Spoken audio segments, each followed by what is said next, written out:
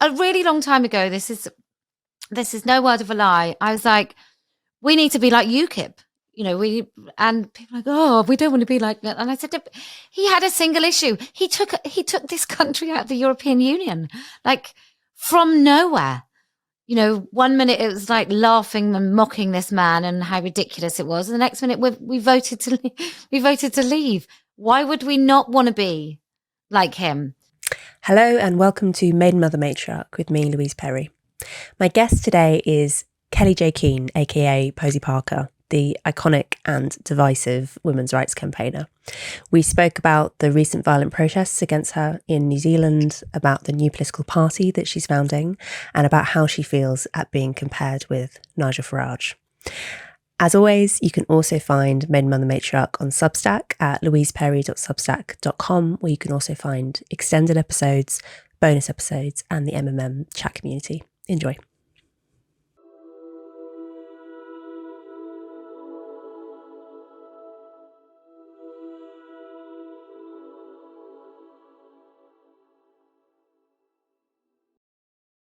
Kellie, I wanted to start by talking about this cartoon that I think it was in the New Zealand Herald when you were out there recently, which I thought was the most amazingly telling cartoon. For people who haven't seen it, it's a picture of you, fairly depicted in a fairly sort of grotesque and unkind manner, right? And about this high. And then this enormous, very obviously male hand is coming down with a fancy manicure, pointing at you. And the caption is something like, New Zealand says no to TERFs, or New Zealand says TERFs go home, or something along those lines. And you look at it initially and you assume that it must be written by someone who's sympathetic to you, just because the big male hand is just so sort of unmissable in its symbolism. But it was in fact drawn by someone who is very critical of you. And I just thought, I wondered what you thought seeing that cartoon for the first time. Well, I also thought it was a pro Kellie Jay cartoon. I mean, I'm a rather chubby, older, white-haired version of myself. I mean, I don't think I'm that chubby. So it was definitely mean. But yeah, the hand, I didn't even notice a manicure. It just looked like a big man's hand coming down from the heavens to tell tiny women what to do. And I don't understand how the cartoonist didn't realize what he'd actually drawn, and that what message that was what message people would receive, because it was such an own goal. Yeah, as indeed I would say was the response that you got in Australia and New Zealand in particular, because for those who don't know, you are petite, right? You're like 5'0". And so the video, I thought, of you being surrounded by these angry crowds of male people, like, how can anyone look at that and not see what's actually going on in terms of the biological differences here? Yeah, it's so like weird. So because I do have peroxide blonde hair, and because I am 5'1", and then also in that video it's really weird. Like, fear seems to take about 20 years off your face. Maybe it's because you're so relaxed, your whole face just relaxes. So I look like this very small, frightened woman, and with this blonde hair, and then I turn, and then I look like Carrie on the other side. I'm just covered in this tomato soup. And so it's just perfect. I mean, I couldn't have paid enough for that sort of perfect argument. And you actually say male people, I would say men. And those men predominantly were men who think they're men. And then alongside that were men who call themselves women or trans women, and young women. And there was a few sort of desperate older women who I can only assume have sort of gone through the mutilation of their own kids. So it was a really interesting mix, but it was a very male energy, despite the fact that there were numerous women in that crowd. Can you talk a bit about this tour that you recently did to Australia and New Zealand, following on from your America tour last year, from which you produced a documentary? You did the same thing, going to Australia and New Zealand, bringing lots of allies with you and hosting these events where you allow women to speak. Can you describe the reception that you received when you arrived there? Well, prior to landing upon either of those shores, there'd been news stories about me. And then, so what we do, so let women speak. The fundamental premise is that we create space in which women can speak. Like any woman, no order, no agenda, no hierarchy. Just you put your hand up, and if I catch your eye, then you can step forward. And the idea is that we don't even have a queuing system. I'm really reluctant to do anything remotely formal or organized because I think it changes the whole feel of everything. And then you'll get people jostling for a place in a queue. So I just don't want any of that. So it really is quite perfect. And it can only be this perfect because it's very organic in its system, if you like. So anyway, so we started in Hyde Park. Rather, I started in Hyde Park, and then I did these in America, and I could only do it because I've got this amazing woman called Iris, who I say manages, I mean, tyrannically rules over the stewards and marshals that help. She's so wonderful. She's just perfect at doing her job. And another lady called Jo, who helps with locals, and then another woman called Selene, who does all of my content. So without these things, I could do none of the rest of it. So we did America, then I decided to go to Australia, and it's the same thing. We have local women, small teams of local women that do things like get the permits, work out what the local, the best place to have it, and then just organize it. They find marshals, like we do most of the work here, but they're the people on the ground that do all the necessary stuff that we couldn't do from here.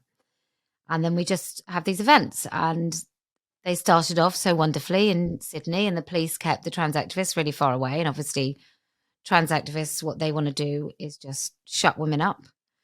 I mean, they don't want us to speak, which isn't entirely a million miles away from any fascistic authoritarian tendencies. And yeah, it was great. So we did Sydney, then we did Brisbane. That was also well policed. Adelaide, not so good. They were a bit close. Perth, good policing. And then we went to Melbourne, which was very, it hit the news, shall we say, for another rally that was happening at the same time. Not people attending my rally. It was another rally happening at the same time. And those men gave Nazi salutes. Whether or not they genuinely have beliefs in a pathetic, doomed to fail, horrible ideology, I have no idea, but they did a Nazi salute. Were you able to actually see them when they were doing the Nazi salute when you were out on the street? Yeah, because they were opposite. So the police, the police marched these men peacefully, happily, jolly, in front of us. So up until that point, they were adjacent to us. So we couldn't see them. We didn't know what they were doing. And in between us and them was another group that was a freedom protest, which I can only imagine is sort of talking about lockdowns, talking about people losing their jobs to automatons, and that sort of thing. That's what I assume by freedom. I have no idea what their values are at all. So we weren't bothered by these people. That's not what we come for. We're not bothered particularly by the trans activists. There were two different sets of trans activists as well. The idea is that they give us a perfect backdrop to women peacefully assembling to speak. And what they do is they show why the bloody hell we have to do it, which is because these people cannot accept women's boundaries. So it's in your interest, actually, when trans activists show up and are loud and aggressive and trying to stop women speaking. It's actually... Well, I win either way. Yeah. Sorry. I win either way, right? If they don't turn up, then we get to hear women's voices without fear and intimidation, and it's just wonderful. And these women break the silence in their lives, which is, for some of them, is an extraordinarily liberating thing to do because they've been holding this in for years. and they just want to say that they don't like it, that they feel gaslit, that they're afraid. And so it's amazing. If the trans activists stay away, we get to do it peacefully. And if they show up, we get to show everybody just who they are. So it's very difficult not to count either way as a win. But the apparently Nazi guys showing up was not a win, I would imagine, given the media response afterwards. Well, it depends, doesn't it? Because if my entire raison d'etre is to I don't even know if that's the right word. I sometimes feel like I'm the guy from Only Fools and Horses with my spoonerisms. So if my whole job is to tell everybody to listen and look, and even if they listen and look at first because it's a terrible news story and I'm associated with this, then there may be, say, 25% of people who already loathe me or already think these things are maybe solidly on the left, that think Nazism is the biggest threat to mankind right now, and I would argue it is not, then they might be persuaded. But then there'll be loads of other people that have been accused of being Nazis anyway, so they'll just dismiss that and think it's ridiculous. There were some people who are really skeptical about who benefits from those men turning up and being photographed in the media, and they will look beyond. And then there's quite a few people in the middle who know nothing about it, who will then go, well, what is Let Women Speak? Who is that woman? Is she a Nazi? Let me read a little more about it. And in countries like New Zealand and Australia, their media is so terrible. And throughout both really hard lockdowns, their media turned against them. So I think they probably have a healthy distrust of media anyway. But that incident in Melbourne, I would imagine, was part of the reason maybe that tensions were so high in New Zealand when you arrived. Oh, absolutely. Yeah. I arrived the day as I was flying from Australia to New Zealand. And I knew that for the past, even before I left these shores, so a good 4 weeks before, the media started talking about how I shouldn't be allowed in the country and the different legal processes that were happening to try and stop me getting in the country. Was I really allowed a visa? What visa did I have? That was all happening. And then as I was flying over, there was an urgent court case to try and stop me from being allowed to enter. My hotel cancelled, so I had nowhere to stay. I was kept in immigration for 2 hours, searching through every single piece of my luggage, but not me. So I don't know whatever it was that they thought they were doing. Whether they've been told to do that to delay the media that was waiting for me as soon as I crossed through. It was like turning up to a country as a famous person. It was totally mad. I mean, the response in Australia and New Zealand, I think, really showed actually that your sort of iconic status that you've achieved. I mean, in divisive, clearly. I mean, I found it just astonishing looking at the interviews with people who'd showed up at the rally in New Zealand, and they were just so vitriolic, like amazing. But you also inspire passionate adoration in your fans, so it goes both ways. Yeah, well, I think you have to take both things with in equal measure. People that are, sometimes I read things about me that are very, very nice, but not very true. And I do think that people who sort of do fan level stuff, you just have to make one mistake and then they easily switch to people that loathe you. So I think you have to be really careful. Plus I've got teenagers. I don't have any time to have an inflated sense of who I may or may not be.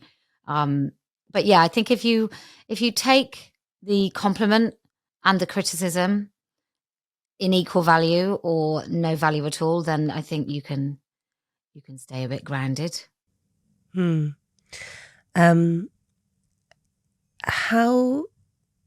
So anyone who hasn't seen the footage of what happened in New Zealand, I'd encourage you to go and have a look, because it's very revealing, I think, of sort of where we've got to in terms of this debate. I think you've said that you really did feel as though you might be about to die at one point during that I was going to say protest. I mean, it was basically a riot. Yeah, it was. There was one point, so we came off the bandstand, which they call a rotunda, and I came off, and I've only taken quite a few steps off away from the steps, and the crowd just surged forward.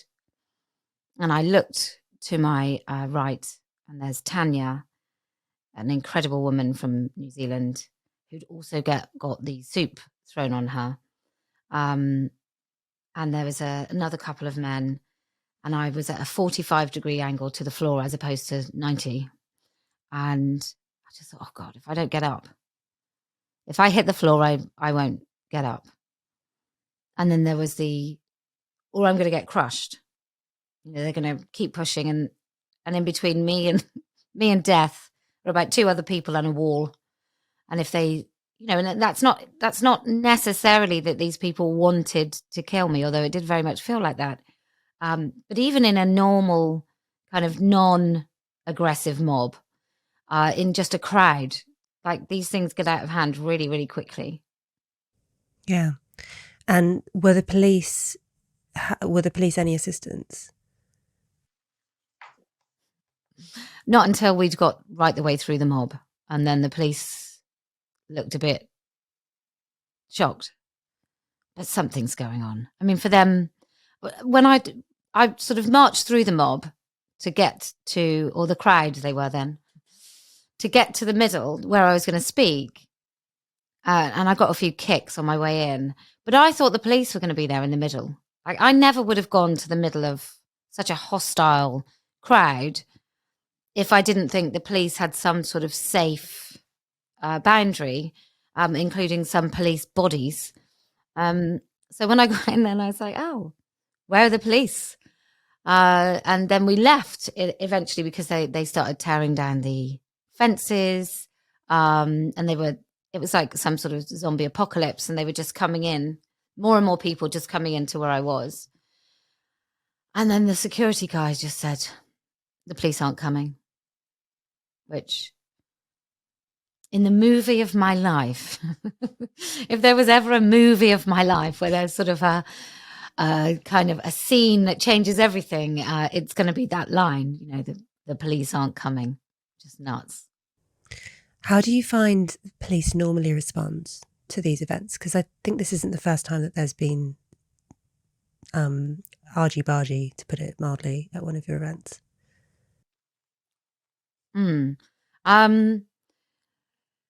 Sometimes the police are good.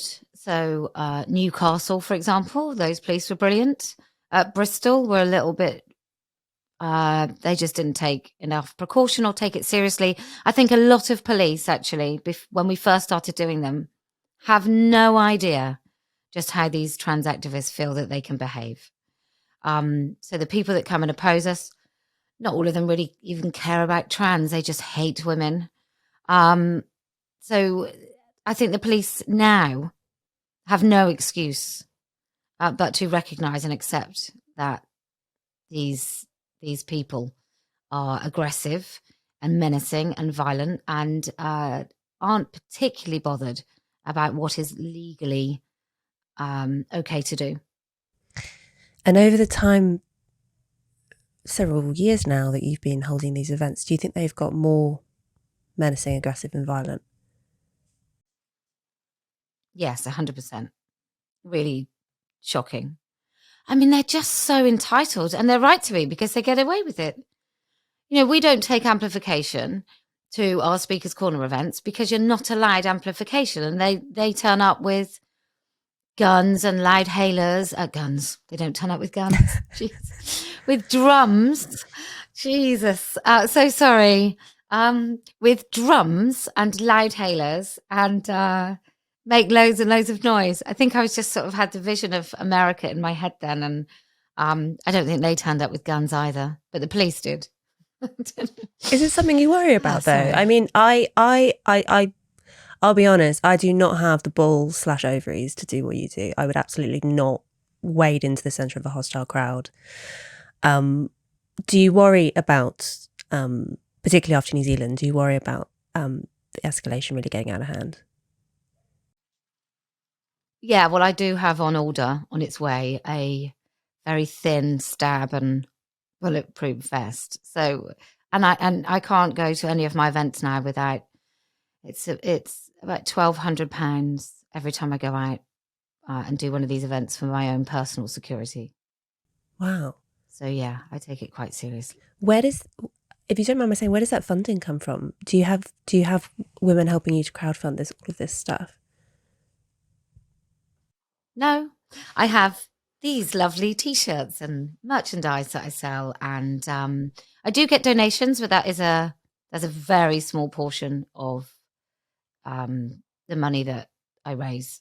It's yeah, it's just this merchandise, and the beautiful thing about it is that everybody gets something for the money that they give, and it's you get to be part of a fight, you get to fund a successful campaign, you get to be part of something. So even if you can't speak, you can wear something that says that you object, even if you're the only one that knows exactly what it means.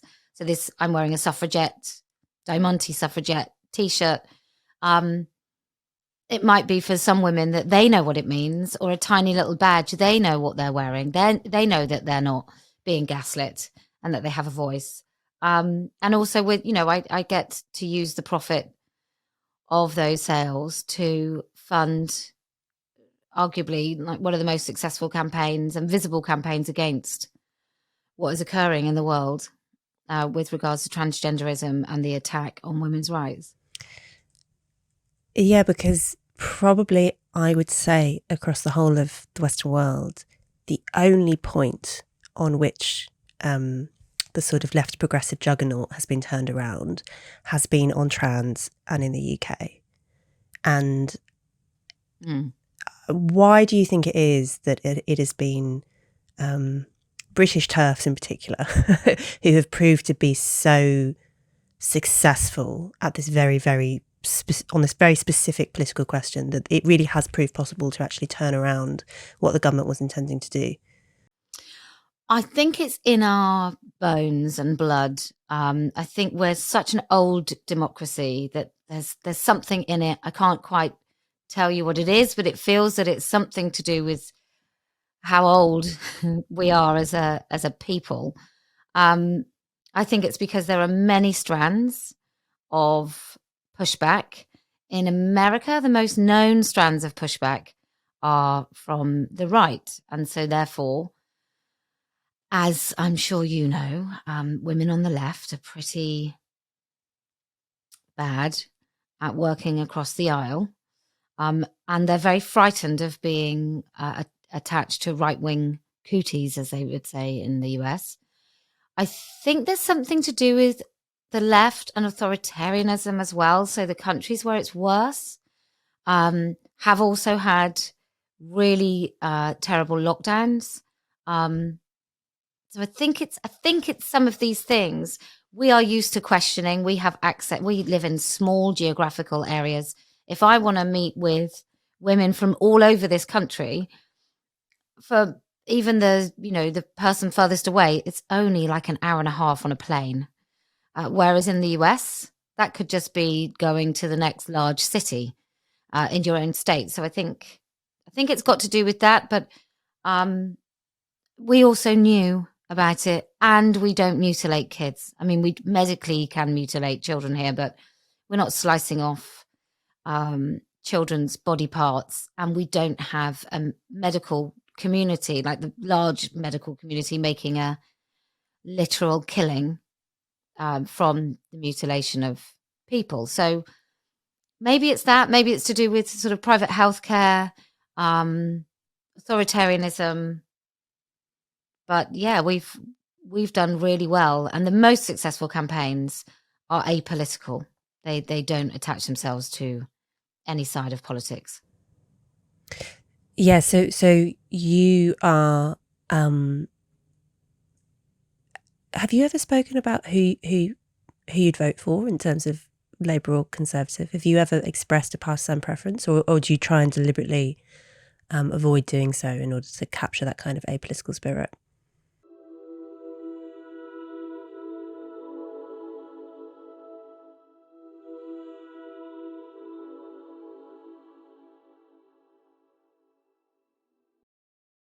Maiden Mother Matriarch is brought to you by Keeper, the world's most advanced matchmaking solution. Now, many of you will know that I'm normally extremely suspicious of dating apps like Tinder and Bumble, which tend to produce repeat customers who must endure endless, miserable hookups and short-term relationships without ever finding a spouse. Well, Keeper is a completely different kind of service. Its algorithm prioritizes immediate attraction, but also, crucially, long-term compatibility, because forever is the goal. Everyone in the Keeper matchmaking pool is there because they want to find a spouse. Using psychometric tests like Big Five, IQ, and masculine and feminine polarity, Keeper can accurately predict who you're going to have the strongest chemistry with. The platform only gives you a match if you are an exact fit psychometrically and if the match offers everything that you've told Keeper you're looking for in a partner. It won't waste your time with only good enough matches like other dating apps and matchmaking services will. So, find your Keeper at keeper.ai. That's KEEPER.ai.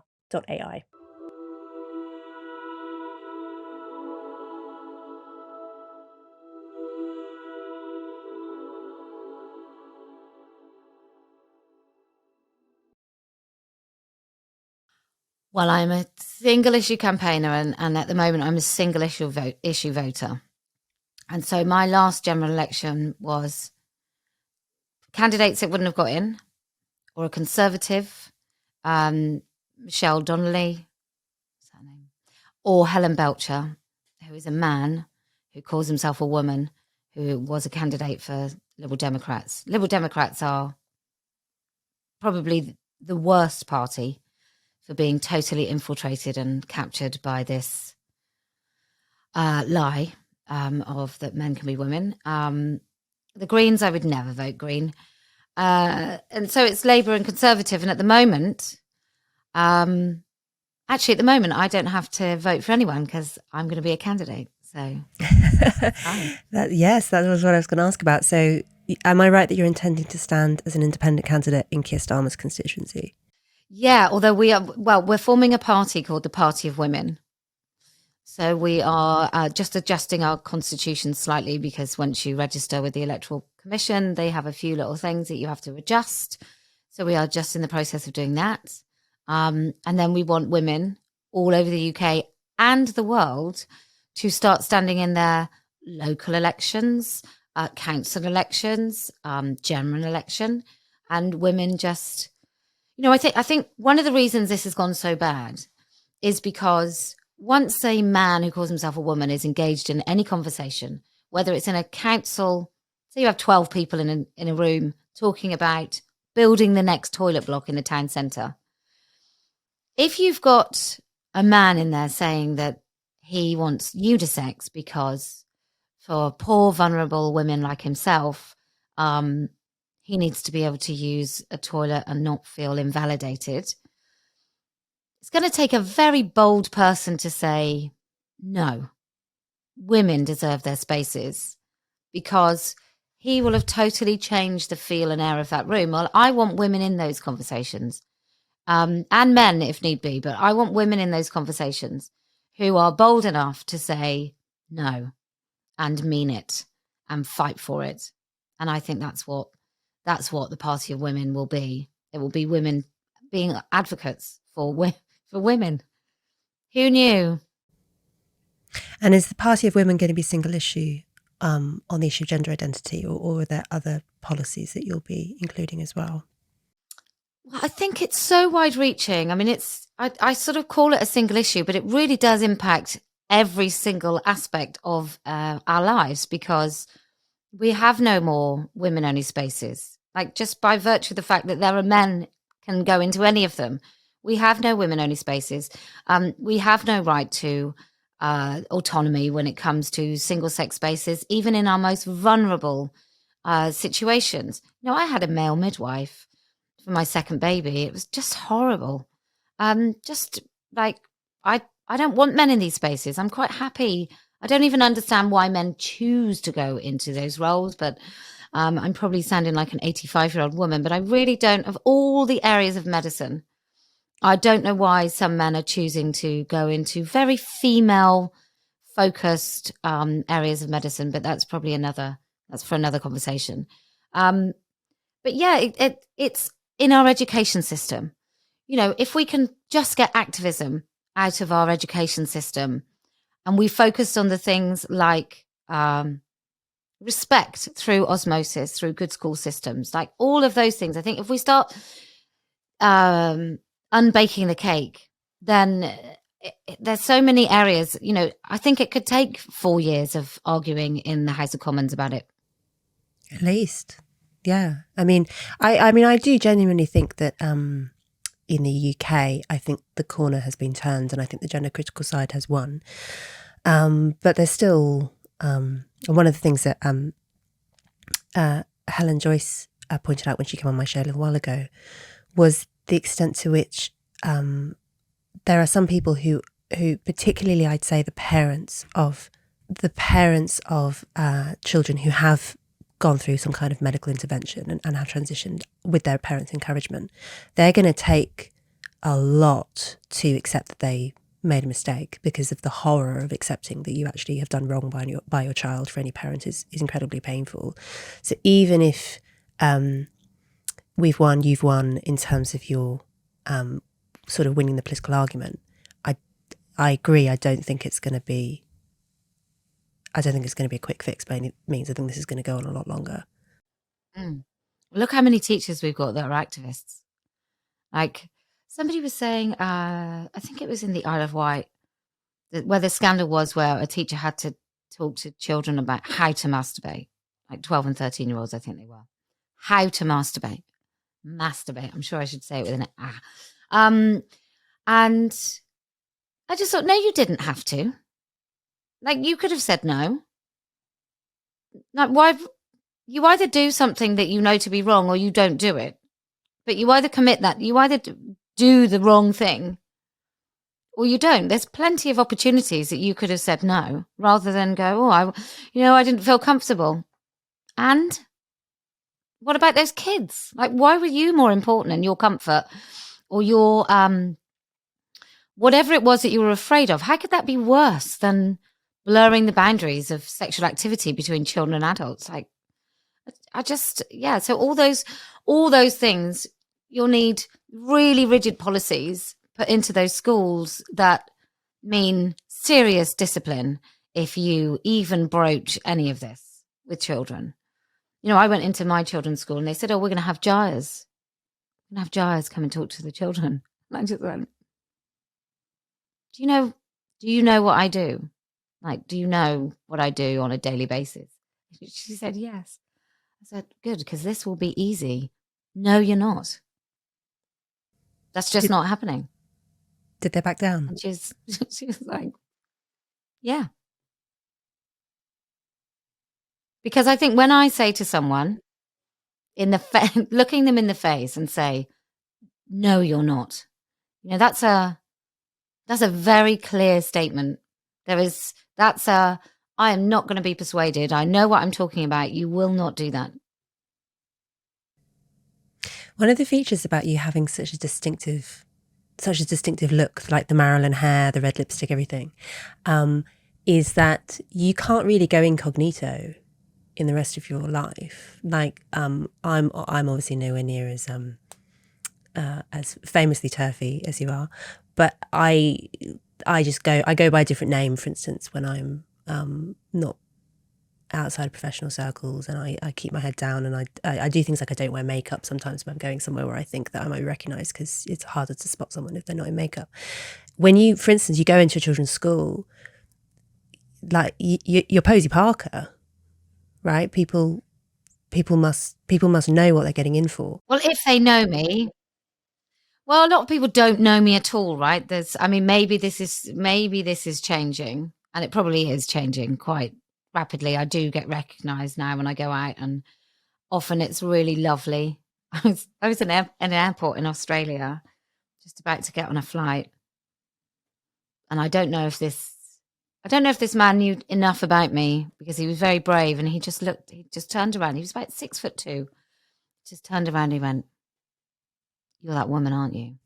Oh no! It was a really he's like a middle-aged man, and I said, "I don't know who you mean," and he said, you're disgusting. And then carried on in the queue. He was on the same flight as me. So when we got to the carousel, I just went over loudly and I said, who on earth do you think you are? Why would you think you could say that to me? You know nothing about me. You know what you've read in the media. That's it. And he said, I said, do you want to go in changing rooms with the little girls? Is that what you're saying? And he said, oh, I said, well, what is a woman? And he said, well, I expect you think a woman is whatever Rupert Murdoch says.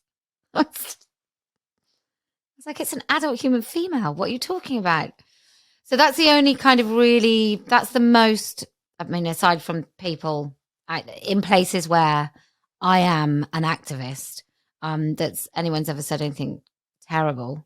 I mean, aside from online, but to my face, I'm really not very good at backing down. So, I'm always ready. I'm kind of ready now where I go to check in hotels. I'm like, is there going to be someone that says, actually, we don't want you to stay here? Or a restaurant, sorry, we won't serve you. Because that's acceptable these days. But yeah, look, if you know me, you know me. But if you don't know me, it's not like I'm well known in a small population as opposed to by everyone. What does it feel like being so infamous, like on an emotional level? I mean, obviously people are responding to your public persona, which is different from the real you, but there must be, is there an emotional toll? No, I guess this is who I guess if I wasn't this person, if I wasn't like this, I wouldn't be able to do it in the first place, and therefore it probably would be. It wasn't like suddenly overnight I started to be this person and then took some consequences. This is who I am, and I've just found a vehicle which really suits who I am to get something done that needs to be done. And I'm right. So I don't care who hates me. I don't care who dislikes me. I don't care what women say about me on this side of the debate. Those things don't change the fact that I'm right. Were you involved in political campaigning before this issue came along in any way? No. Too busy. 4 children. Stayed at home. Never thought I would stay at home. I thought I'd find it boring and terrible and just not fulfilling. And I couldn't have been more wrong. And then as soon as my first baby was born, and he's 21, I just thought, I don't want to leave him at all. And then I had another baby. I was pregnant within 6 months. And so then I had another baby really close together. And then I just loved it. Yeah. Do you describe yourself as a feminist nowadays? No. Have you described yourself as a feminist in the past? Yes, for a brief spell. I was a feminist, and then it became a real barrier to what I wanted to achieve, ironically, to save women and their rights. And I remember in 2016, when I was still calling myself a feminist, I was in the kitchen, I remember it very clearly, and I just said to my husband, wouldn't it be funny, but I think in order to protect women's rights, we're going to have to abandon feminism. I don't even know what he said. He probably wasn't even listening. I just, it's really early on in my activities in this side of the debate, in this debate at all. But I think I knew a long time ago that women aren't feminists. Most women are not feminists, and they won't listen to you if you are, or if you frame your argument with respect to the patriarchy or feminism or oppression. They understand sexism. Like, all women understand sexism. We've all experienced sexism.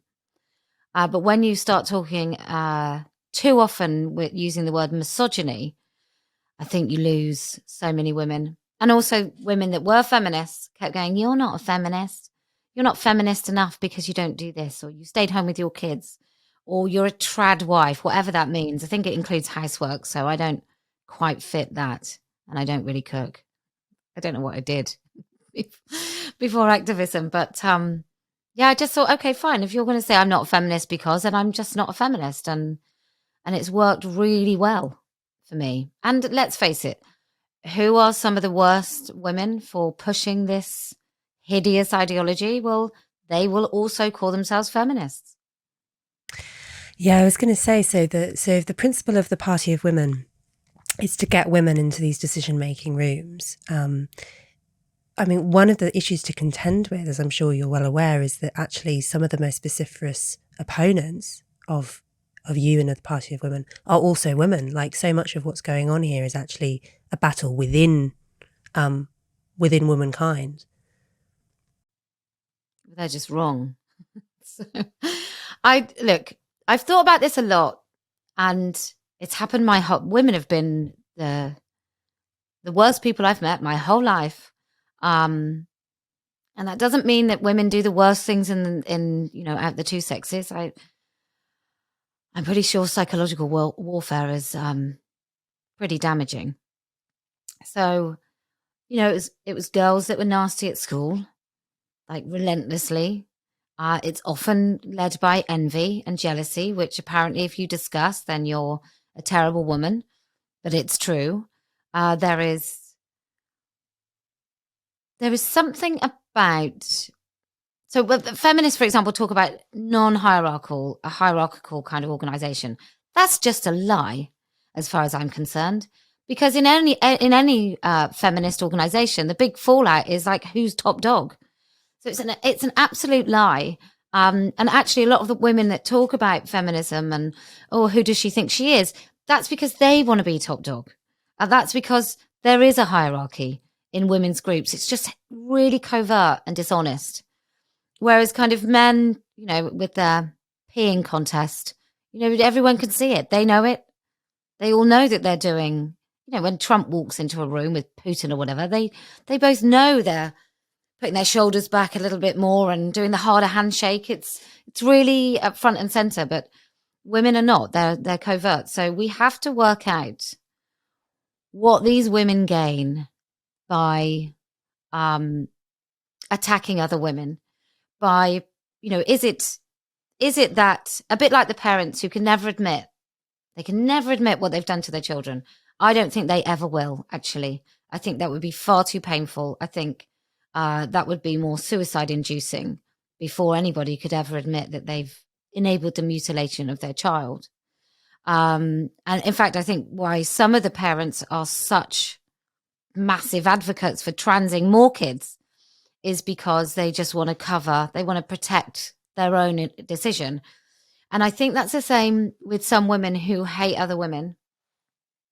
They don't want to admit, or they can disguise their position in this world if they can crush other women, or they can pretend that these men in dresses are more vulnerable. I'm not a psychologist, so I can't accurately pinpoint what it is, but I can feel it. Young women, for example, I often say they hate us, but they will become us. Say to them when they're screaming at me, I'm like, you hate us, but you will become us.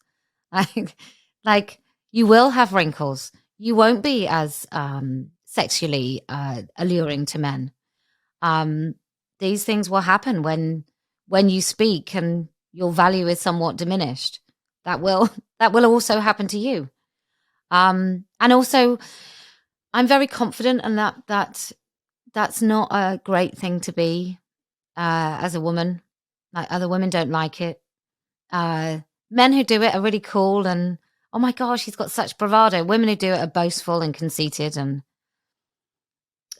show-offs.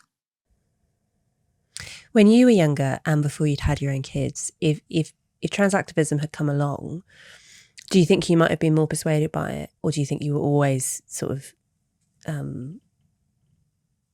confident enough in your own mind that you wouldn't have been taken in by it? I'm really in touch with what it means to be female. I started my periods at 10 years old. I had to wear a bra from the age of like 8 or 9, and I was skinny. It wasn't like, I was chubby. And and I was sexually harassed from the age of like 9 or 10. So I've always been really clear what it means to be a woman. And I think once anybody understands that most of these men are just transvestites who just get sexually aroused, I don't think they would be convinced. But I'm also very, very happy to be the only person in a room with an opinion opposing everybody else. Like, I probably quite enjoy it. I really like... You don't get that heart in your mouth feeling when you're in confrontation? You don't? Do you feel like physically stressed when you're in confrontation? No. I rarely walk away from a situation saying, I wish I'd said XYZ. Occasionally. I do that every time. I hadn't said that. But no, I find conflict really exciting. Like, not being in the middle of a mob conflict, but, if I was talking to you and you were pro-life, or even if you were pro-choice, right, and I'm pro-choice, so I don't know what you are, but whatever side you were on, I could very, very well argue and enjoy giving you the opposing view to find out exactly what kind of millimeter of difference there is between those two positions, because it's just one tiny little something somewhere that makes the difference between one side or the other side of any given thing. And so, no, I really enjoy it.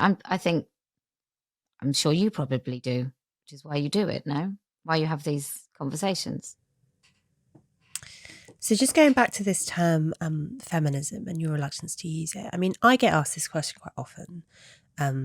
Do you describe yourself as a feminist, given that I'm often very critical of a lot of ideas within feminism? And I say yes, because I think that there's outside of the sort of activist definition of it, I think there's a broader definition, which is to do with just defending the interests of women and girls.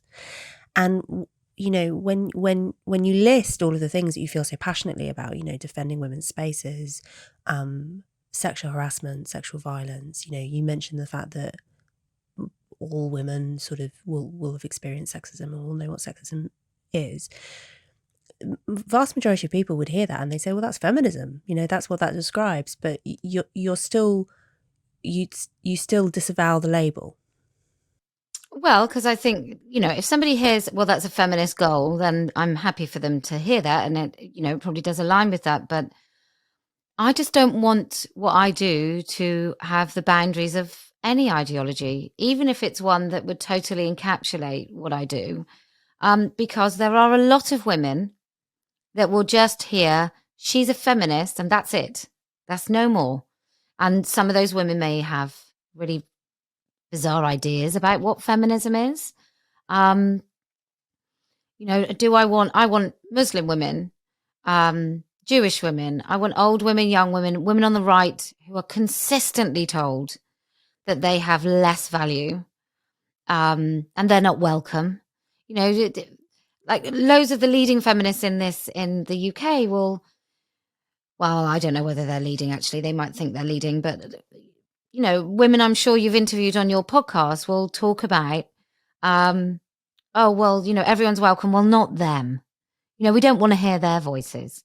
And I sort of think we recently did Belfast.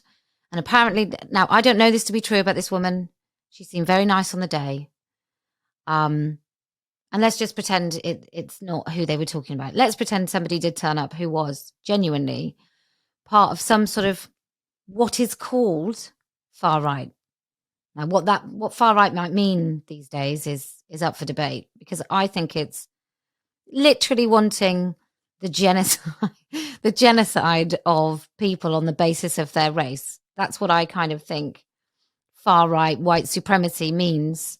But anyway, let's say this woman's born into a particular sort of family, and they do have some pretty discriminatory, prejudicial views, totally unfounded, pretty abhorrent. Most of us would think they were terrible. How's that woman ever going to leave that? If that's what she's surrounded by, why wouldn't I want to welcome her into Let Women Speak, and give her a voice and let her feel proud and wonderful about being a woman and being amongst women that maybe she would not like to stand with. Like, it's just so powerful to watch that. And I think that way of pulling somebody out or pulling someone in out of the cold from some views that I'm sure we would all find unpalatable is a much better way than saying, oh, let's not, she's not welcome. Like, and that's, for me, that's what feminism does. It tells some women that they aren't welcome. And there's lots of polling, of course, showing that, as I'm sure you know, that most women don't identify as feminists and don't like the label. Do you think there's a class difference as well? Do you think that middle-class women are more open to the feminist label than are working-class women? Yeah, because I think it's an easy thing to say and it's a very difficult thing to do. And I think a lot of women who call themselves feminists, I mean, I don't know what it is about them that they... there's feminists that criticize the way I look, like publicly will say horrible things about the way I look, or just, they're so vicious. I mean, I would say the most, and this is a terribly gendered term, and I accept it is, and I think it is for a reason, and that's the most bitchy women I know actually call themselves feminists, and they have large platforms, and they're like just relentlessly personal. What do you think is the role of men in supporting this cause? Are you happy to sort of include men in the fold? Yes, 100%. I mean, what's missing from the opposite side are what I would call heterosexual alpha males, or probably even, heterosexual alpha males are not fighting against women in this particular fight. Maybe they have other ways to attack women, but I think this is a fight against truth. Like, whilst I want women to have this, to be the voices in this fight, I don't think they need to be the only voices, but I don't mind men speaking for themselves, but I don't want men speaking for women. I think that's been happening far too much.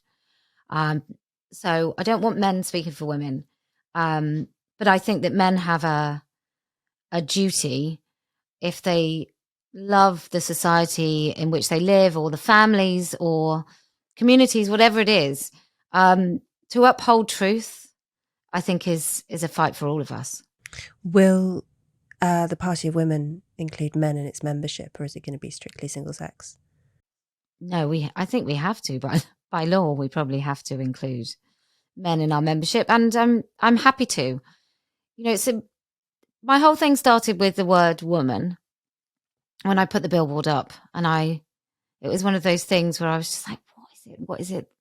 What is right at the center of this? And I was like, it's this word. They take this word and we're game over. Like, if they can have this word, then how on earth are we going to be able to talk about us at all?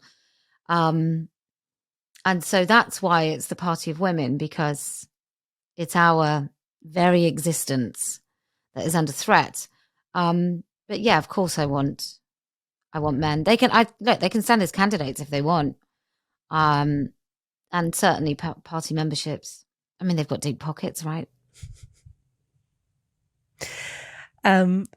More pockets than we have. That's certainly true. And in terms of the sort of the longer term hopes for the Party of Women and for all of your work, I mean, so obviously you started off campaigning in the UK and have made a lot of progress there, and now attempting to sort of ignite the same political movements in America and Australia and elsewhere.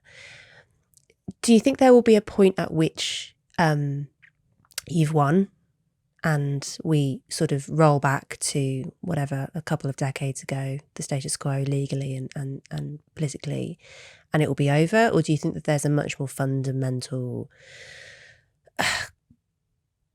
a much more fundamental issue at the heart of this particular question?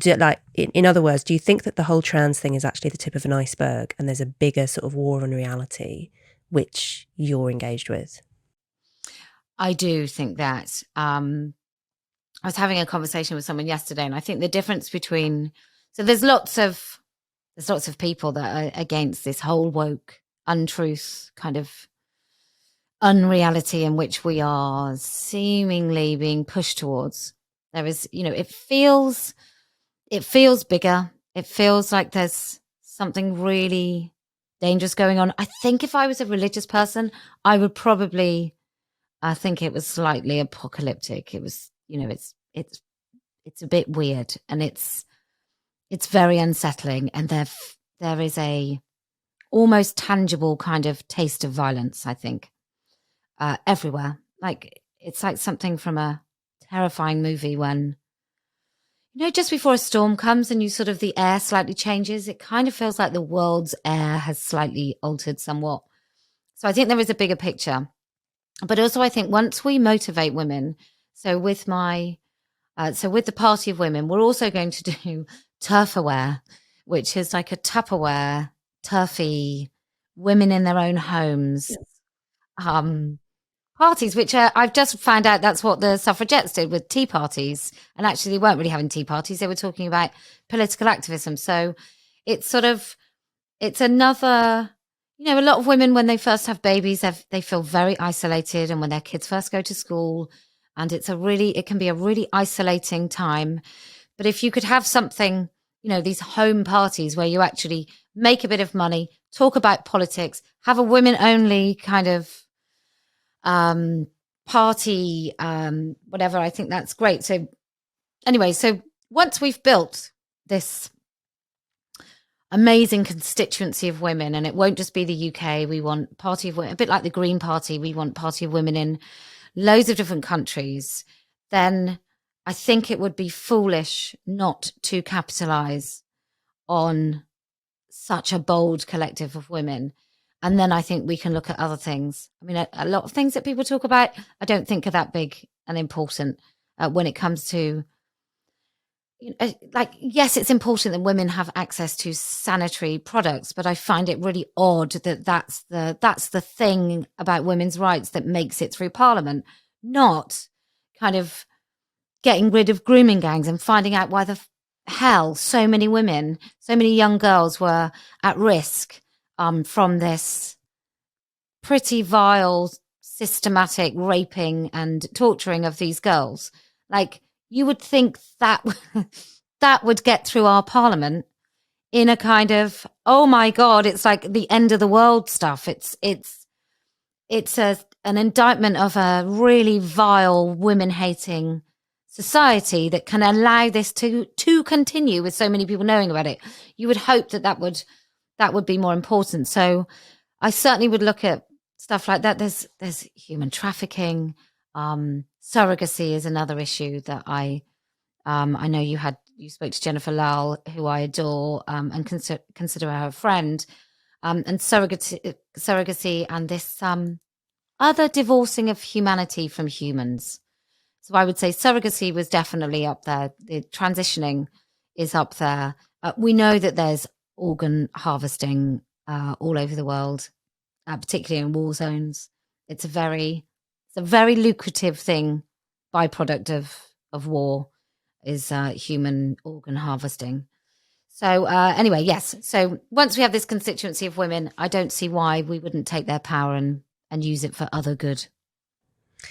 I don't know if you read a piece by Mary Harrington, who's a friend of mine, also been on this show, that came out a few months ago, I think, in which she compared you as a compliment to Nigel Farage, in the sense of being a really successful politician who's sort of single issue, but also manages to tap into a mood and to really, really piss off a lot of people in elite positions, but also really galvanizing a movement.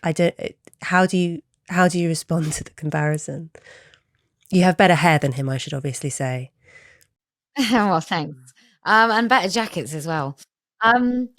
I think it's a compliment. I mean, like I've a really long time ago. This is no word of a lie. I was like, we need to be like UKIP.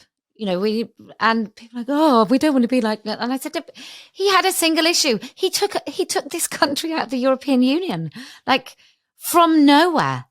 1 minute it was like laughing and mocking this man and how ridiculous it was, and the next minute we voted to we voted to leave. Why would we not want to be like him?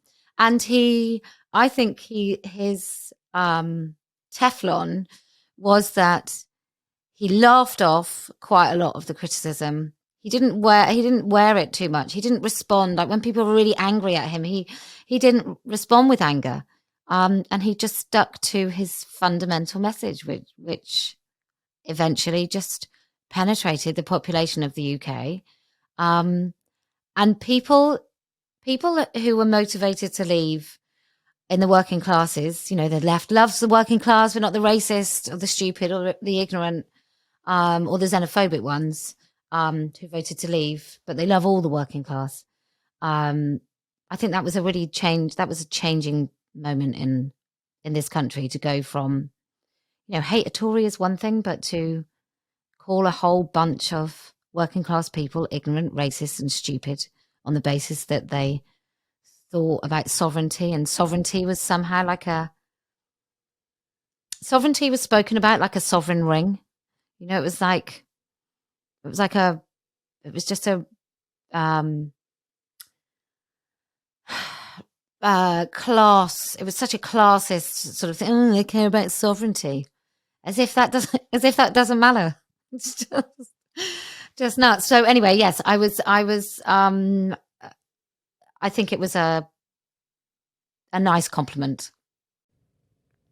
And do you think in some senses actually some of the clashes over Brexit, which obviously weren't really just to do with like our membership of the European Union, but were sort of deeper cultural clashes actually, do you think that they map on to this clash? Do you think in some sense it's actually the same, it's just the same battle but over a slightly different issue?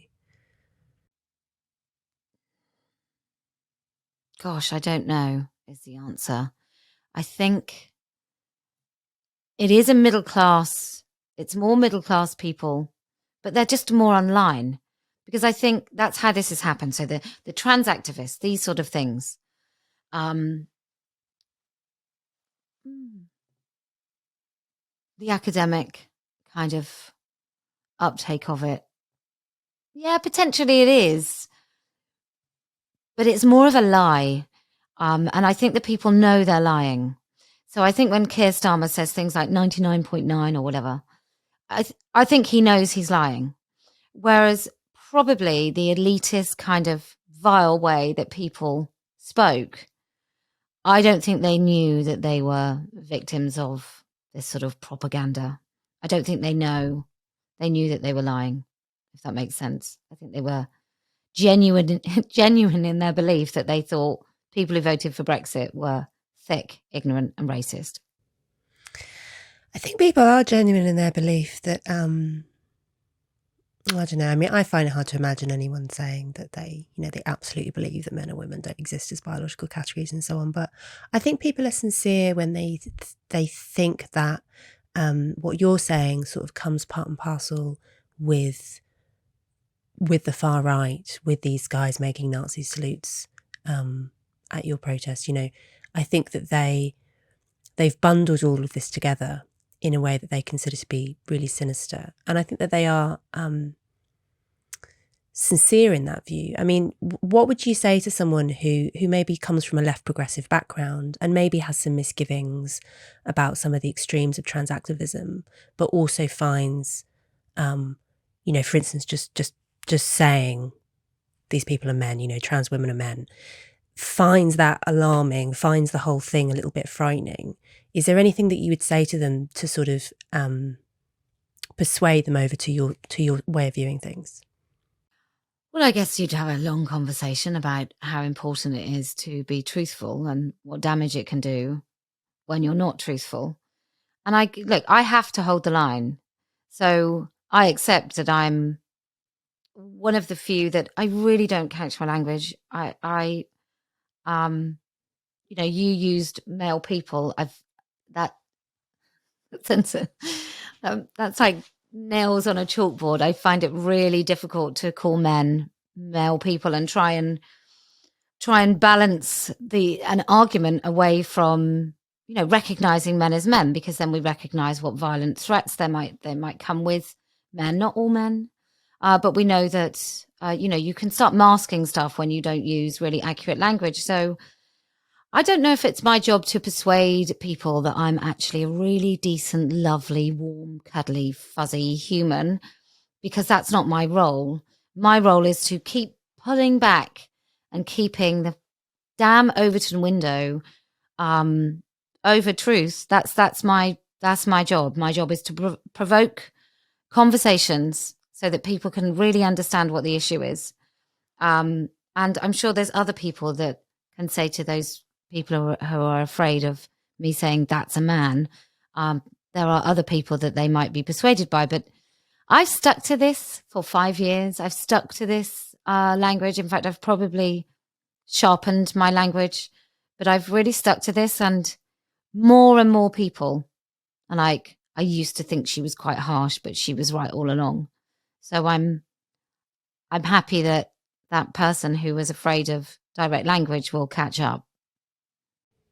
Great note to end on. So in the extended bit in just a moment, I want to talk more about how you first woke up to this issue and went from being, alleged trad wife to alleged Nigel Farage. But for everyone else who's watching the main part of the show, where can they find more of you? Where can they buy your t-shirts? How can they support what you're doing? Okay, so if you want to, the activist part is standingforwomen.com. I'm on Twitter at the Posie Parker. And if you want to buy some of the incredible merchandise, it's adulthumanfemale.store. Kellie, thank you so much. Thank you so much for watching that episode of Maiden, Mother, Matriarch, and for all of your support. It means an enormous amount for the growth of the show. If you want to hear bonus content, an extra 20, 30 minutes of conversation with the guest, maybe a little bit more personal, a little bit less filtered, then you can go to my Substack at louiseperry.substack.com, where you can sign up for extended episodes and also bonus episodes. And you can also access our chat community. You can also support the show by subscribing on YouTube or subscribing wherever you get your podcasts, and rating and reviewing on Apple Podcasts is also really great for encouraging other people to give the show a try. Please also spread the word, tell people that you know who you think might like it to give it a shot. The word of mouth effect is really valuable, so we'd really appreciate it. Thank you so much, everyone, for listening, watching, and supporting what we're doing.